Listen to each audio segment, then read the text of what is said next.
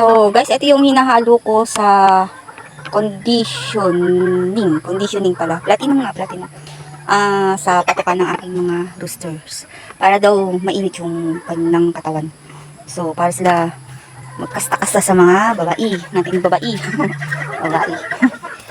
So, yung aking patuka ay may halong yun nga. Platinum. Yan. Ingat na ingat ako kasi tinutukan niya ako guys. Natapangin. So, bubugawin yung mga bitaw. Yung mga bitaw na yan, kahit anong pakain mo dyan, gutom. Kasi timaw. Walang kabusugan. Uy, kumakakak na yung aking mga manok. So, yung mga initlog na sila. So, counting eggs naman ako. Antay ko maubos kasi itong mga bitaw na to, hindi sa paligid.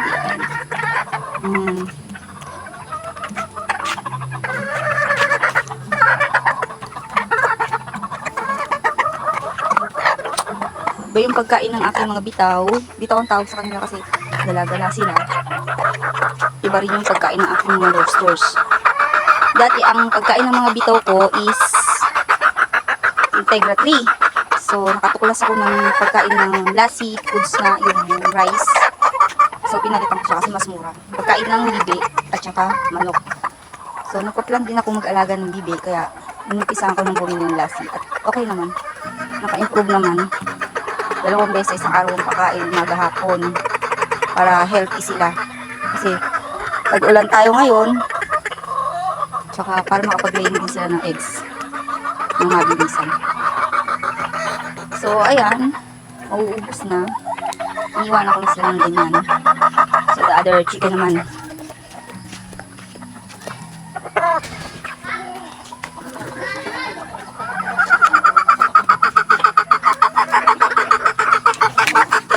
Yan. Hindi ko pa nilalapag. Gutoms na.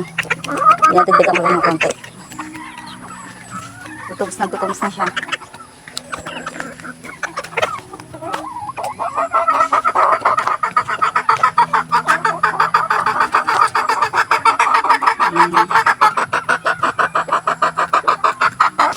Yan mga kumakakak na yan, mangingitlog niya. Actually, nakatatlong itlog na sila. Kaya happy naman ako pagka narinig kong ganyan. Another laying eggs na naman.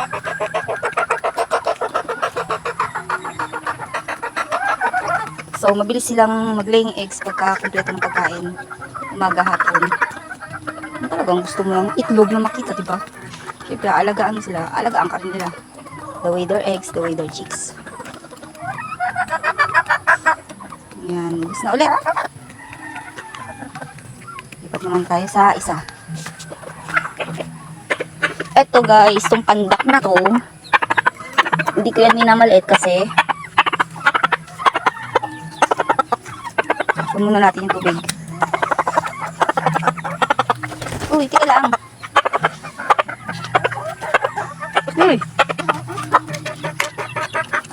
Itong bansot na to, 3 beses na yan nanalo guys. Farm yan. Ito nyo yung ano niya sa likod, sa back. Meron siyang red. Sa farm ito nang galing. Binili ito ng asawa sa farm. So guys, ano na to? 3 beses na ito nanalo. Win na win talaga. So, unang talo niya, may tahi siya sa 2 beses pa lang. Unang talo niya, may tahi, unang panalo niya, may tahi siya sa tagiliran. Tapos, yung pangalawang panalo niya, may tahi siya sa stomach. Pero, survive pa rin siya.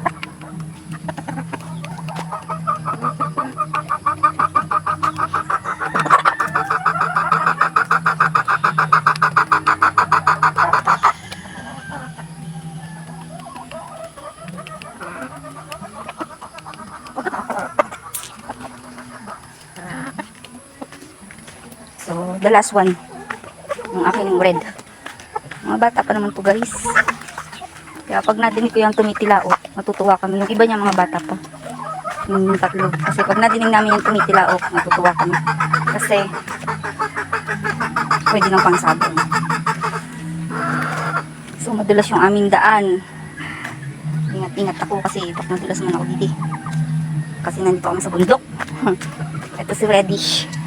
Hindi ko alam guys kung ano pangalan nitong lupang na to. Basta manok na pula. Ito bata pa to. Ito yung pang-apat. Apat lang naman sila.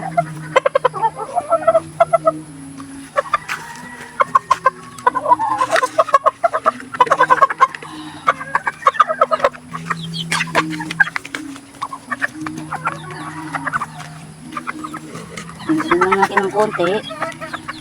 At yung pil niyang kumain ngayon. Oh. Nawalan to ng gana guys nung binili dito ng asawa ko. Nawalan to ng gana guys nung bagong dating dito. Siguro namahay. May ganung anak siguro. Namahay siya. Tapos tinanggal ng asawa ko yung pagkain sa lalamunan niya. Pinainom ng tubig. Hinampasampas yung ulo. Hindi ko na pinakita kasi bawal ata sa YouTube yun. Hinampasampas yung ulo at lumabas yung mga kinain. Ganun daw ang gagawin pagka hindi natutunawan yung manok. Papainumin mo siya sa bibig, gagalaw-galawin mo yung butche, tapos hihampas-hampas mo yung ulo sa lupa. Huwag mo patatamaan yung sa lupa. Hayaan mo lang lumabas yung pagkain sa lalamunan. Tapos pinainom niya ng gamot. Ang gamot na pinainom niya Betracin. 2 beses na lang pinainom, 2 beses sa isang araw. Tapos gumaling na siya. Siguro namahay lang, dumating siya dito. Ginilit na to ng asawa.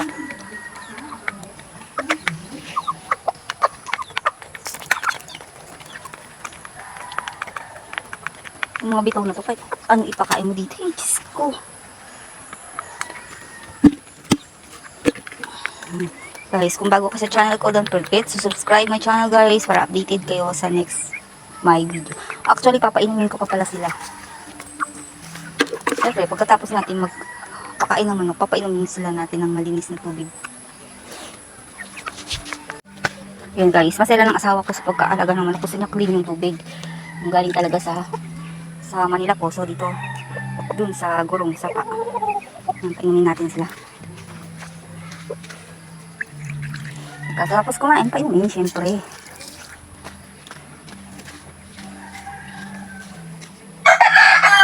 So ako na nagpakain ng alaga akong manok kasi yung mga, hindi ako nagpapakain yung guys pagka nagtatrabaho lang yung asawa ko, ako nagpapakain kasi nandun na siya sa work niya. So, kaninang gulo-gulo nila, ngayon kampante na sila. So, dati marami kaming panabong. Sabi ko nga, yung iba natalo na. Ganun talaga, may nanalo, may natatalo. So, ito guys, bata pa to. Pero kung, ayan, tumitila na siya.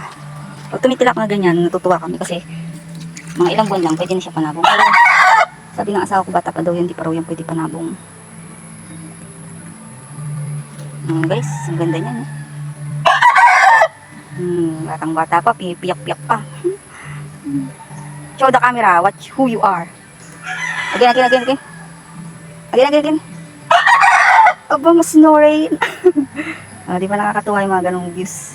Cute. Nakakarinig kasi siya nung tila ako sa kapitbahay, kaya tumitila ako din siya. Again. Di ba nakakatuwa?